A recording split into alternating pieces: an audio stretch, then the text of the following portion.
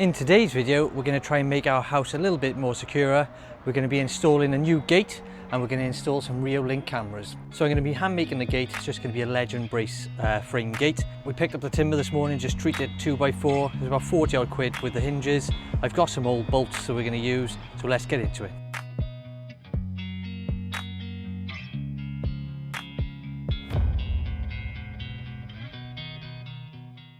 All I've done is bought 4 lengths of 4x2 treated and cut 3 of them exactly in half, and then I've also cut these here just divided by 3, so 1600 lengths for the middle and top and bottom rail. So I'm going to pick out the 2 straightest lengths for my styles of the gate, and then I'll pick out 2 fairly straight lengths for the hinge side and the receiver side, and then these 2 are going to be cut down to diagonals to then obviously brace the gate. What I'm first going to do is just measure the width and measure the height I want my gate, and then from there I can start planning the actual size of the gate. I've just measured our opening. We've got 1230. Oh, that's very good, you can't see any of that.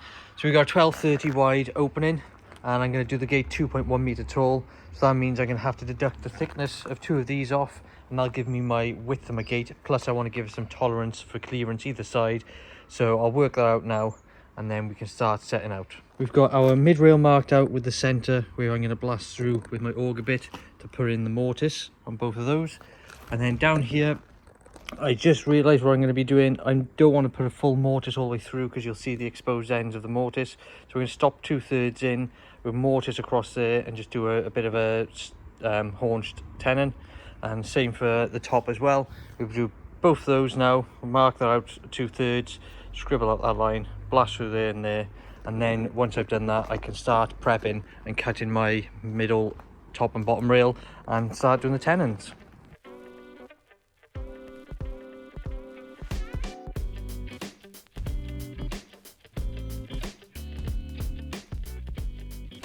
So I've done very rough work, guys. This is not going to be the most precision gate in the world. It's just rough to get it done. Like, that's mortise slightly off center, but I'm overcutting my tenons. I've just done a practice now. That is in there fairly snug.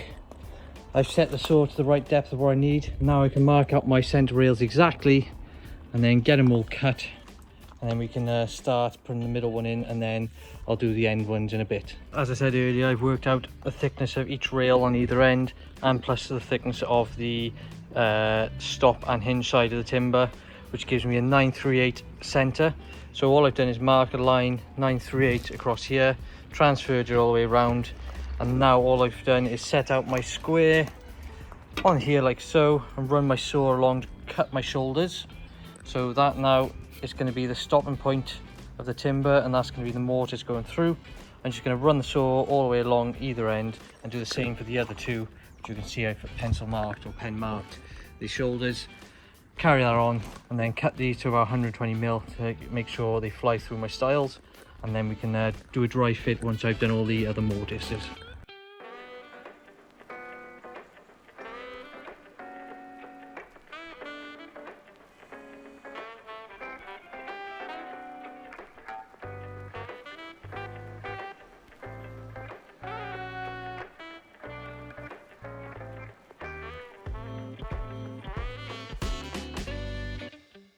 Just like that, with a little bit of mild persuasion, we got our first tenon through.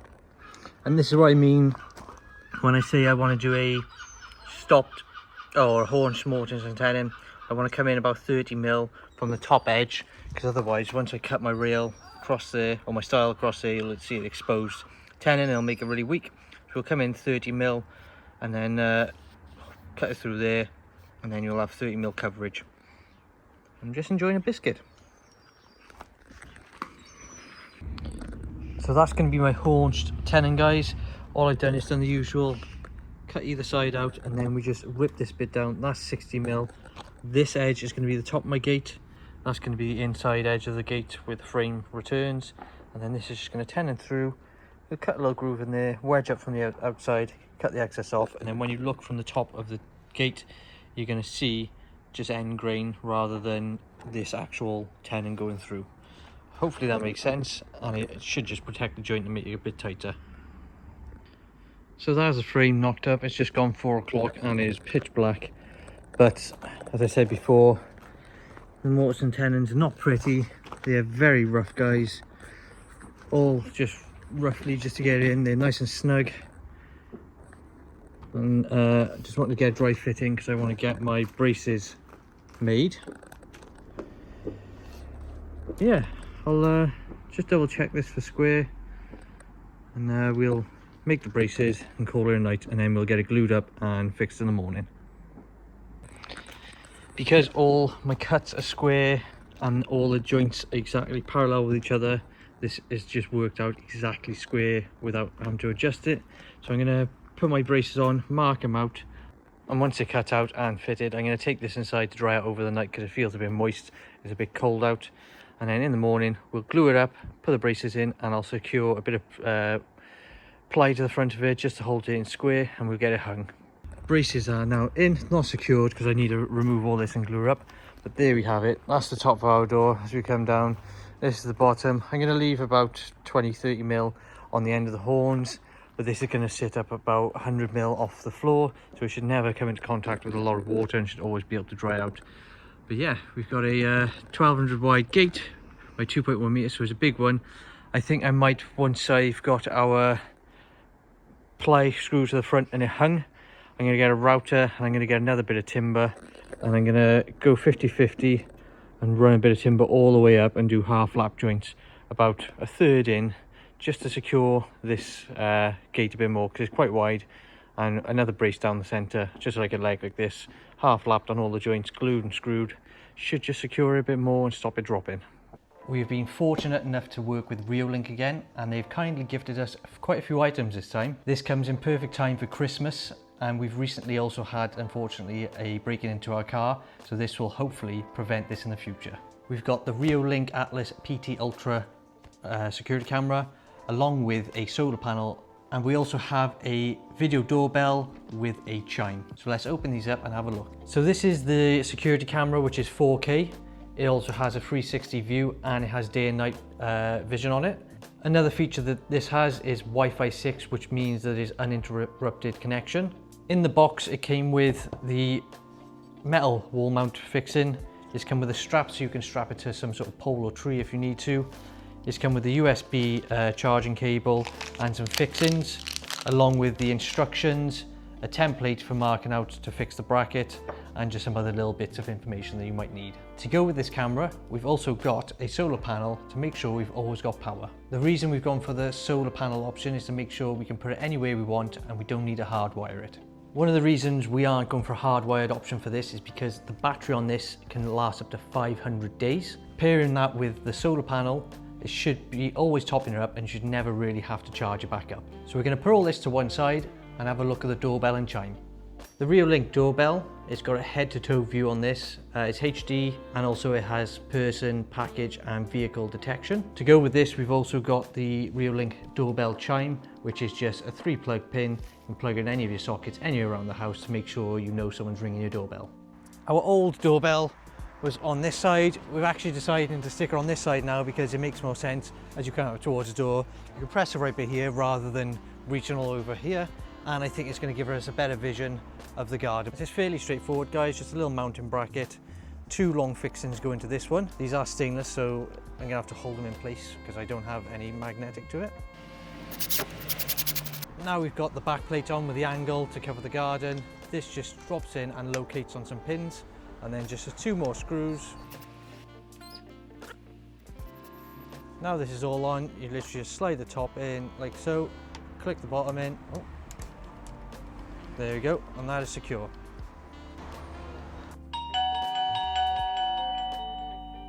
The Reolink doorbell has been installed for a few days now. We've really noticed how accurate the notifications are for vehicles and people, and it also has great HD quality.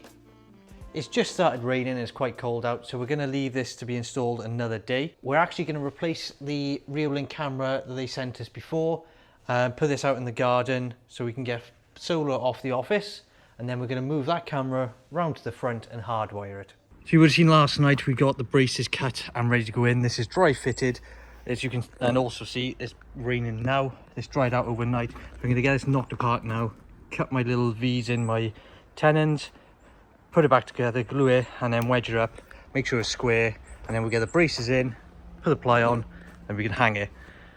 The only problem is it's like 10 o'clock Sunday morning, and we need to get this done because we've got to get a video out today, and this is going to be our video, hopefully.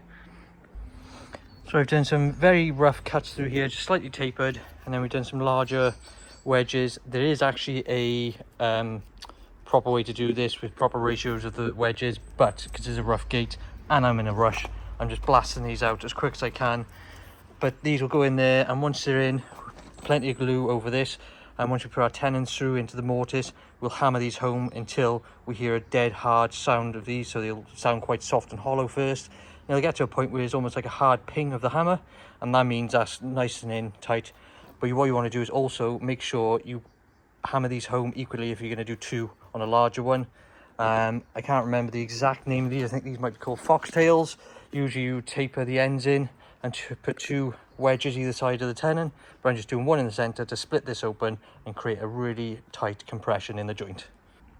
So I've just glued up the tops and the shoulders. It's not a lot much you can really do. I've also put a load of glue just over there on the inside, so hopefully when I knock that through there'll be plenty in, and then we'll glue up the wedges just before they go in, and yeah, that should hold it nice and tight together once it's all set. And just like that, we got a wedge in. It should really be a hardwood wedge, but it's making do with what we got. Loads of glues and out which we can clean up. So that's in now. The other one's in. Just making sure that the front one is touching the shoulders, which is on the back, but is not quite on the front because my shoulders are slightly off. But this is a garden gate. It's not really going to be seen that much, so I'm not too worried about the finish. Looks fairly neat and tidy from far away, and that's how it's going to be when we're looking down the side of the gate and the front's cladded. So we're going to drive these home now, just one at a time, just keeping them level. Trying to do this left-handed, maybe I should swap.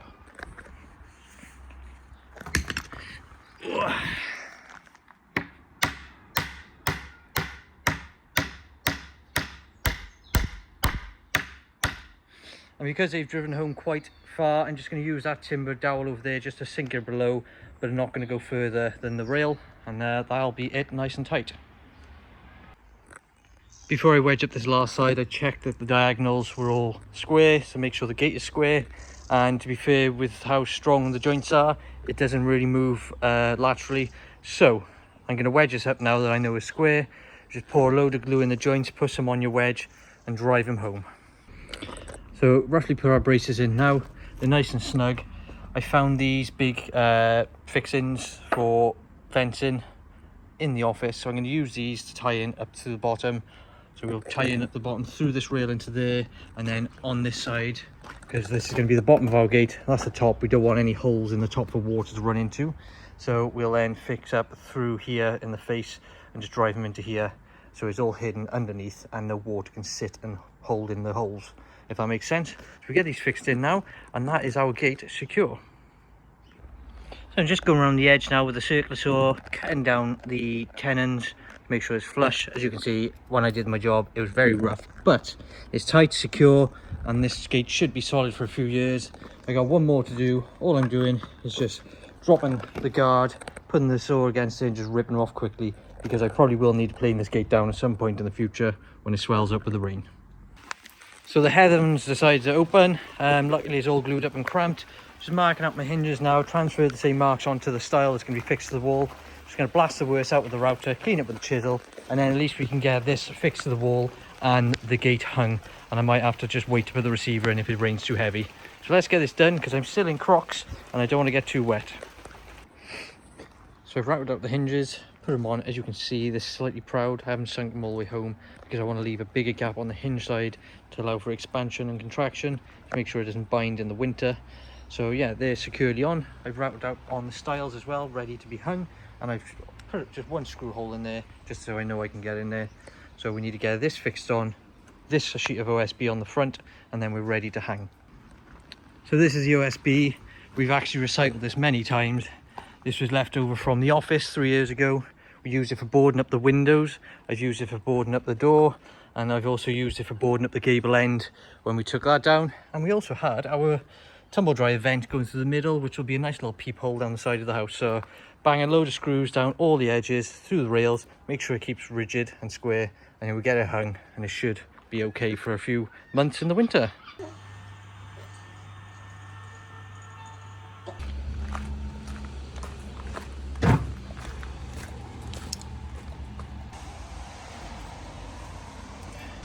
So we've got all our components to the gate. We've got our door, we've got our receiver side, and then we've got our hinge side.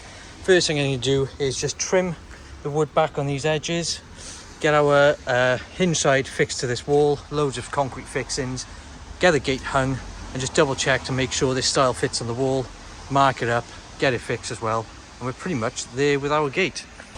I've just trimmed all the battens off, just need to smack that out. I don't know what it is, some sort of pin. And then I also need to, where I've just scraped with my saw, just nibble away some of that brick so I can get my timber flat against there.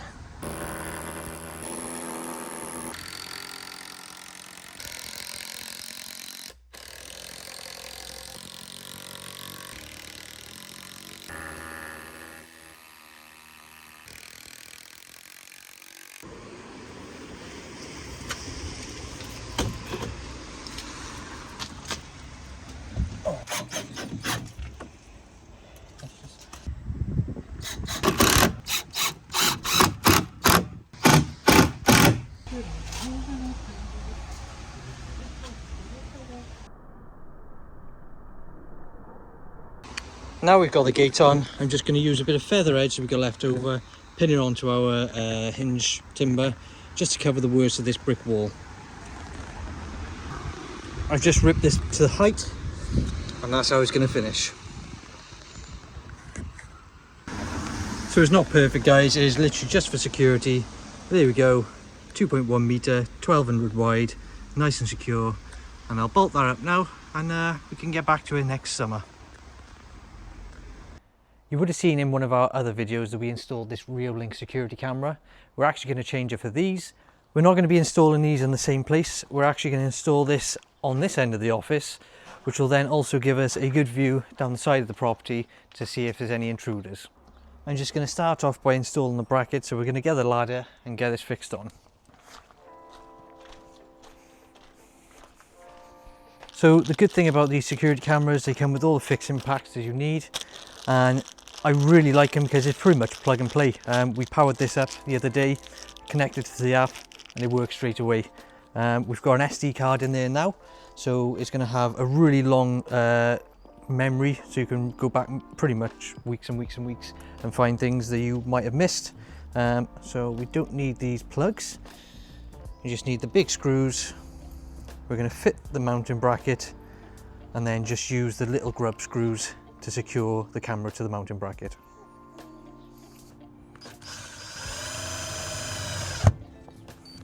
And let's get this on and secured.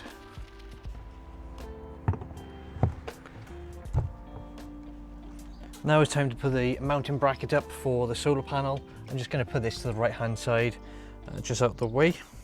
And then final piece of the puzzle is to fix this onto the bracket, which has just got a screw on the back, and then plug in the USB-C into the camera, and that's done. With the Atlas PT Ultra, it also has auto recognition and tracking on the camera. And within the app, it also has a feature so you can pan and tilt your camera to the exact angle that you would like. The camera has an intruder alarm which can be triggered through the app.